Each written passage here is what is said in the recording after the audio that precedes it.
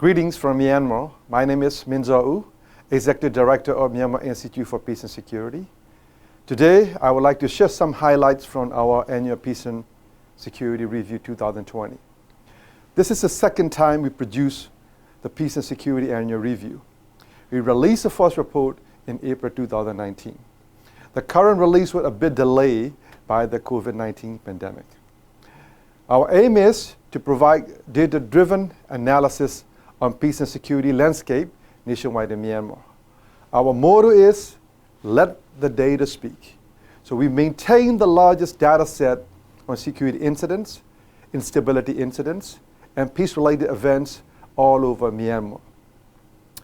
Our presentation will not justify the data-rich report, which intends to serve as a reference material for peace and conflict researchers, security professionals, and business operators. On the other hand, our report tells a story from the fraction of our big data set. We owe our gratitude to our research team, especially coders who meticulously review the data from the various sources and encode them into the advanced data set. We also like to thank our donors and partners who assist us in various forms to make this happen, including the World Bank, IDRC of the Canadian government, Korean Trust Fund, the Asia Foundation, DFED of Australian government, PRIO, Research Council of Norway, Uppsala University, and Research Council of Sweden. So I would like to run through the agendas we would like to discuss today. So we will discuss 9 issues in this presentation. We're going to discuss the methodologies, and we will talk about the overview of the security situation. Then we will talk about our Arakan armies and conflict in Rakhine. Then we're going to talk about Ta'an National Liberation Army, also known as the TNLA, and the Brotherhood Alliance. We're going to talk about the civilian casualty. We talk about the drug trafficking and seizure. We talk about Tamador, government, Tamador, and the parliament. We also talk about the NC signatories and the projection for 2020. But in our report, we have much more chapters than what we discussed today. So let me start talking about the methodologies. The background of our data analysis is the Township-Based Conflict Monitoring System, also known as TCMS. So TCMS is an advanced monitoring system and data set that tracks and stores exhaustive data related to peace and conflict in Myanmar. So MIPS employs a team of specialized coders responsible for tracking and recording more than 300 peace and conflict variables. Among them, 75 indicate the acceleration and deceleration of conflict dynamics nationwide. Our data sources include social media platforms, Twitters, especially Facebooks, the websites, newspapers, the digital media, field researchers and monitors, the CSOs, and personnel from ethnic armed organizations and security personnel. And we deploy all source collection protocols and synthesize information coming from various sources before we make our extra coding to the data set.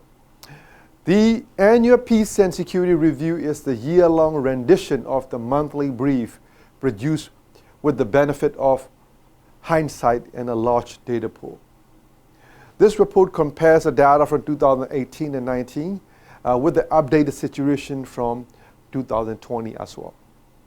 So let me now start discussing about the overall arms incidents in 2019. So in 2019, the TCMS, the Township-Based Conflict Monitoring System, recorded 1,083 armed clashes and 185 incidents involving mines or improvised explosive devices, IEDs, for a total of 1,268 armed incidents nationwide. So in comparison, the TCMS recorded only 492 armed clashes and 158 mine or IED-related incidents for a total of 650 armed incidents nationwide in 2018. Therefore, 2019, we witnessed 176% rise in armed clashes between state security forces and non-state actors.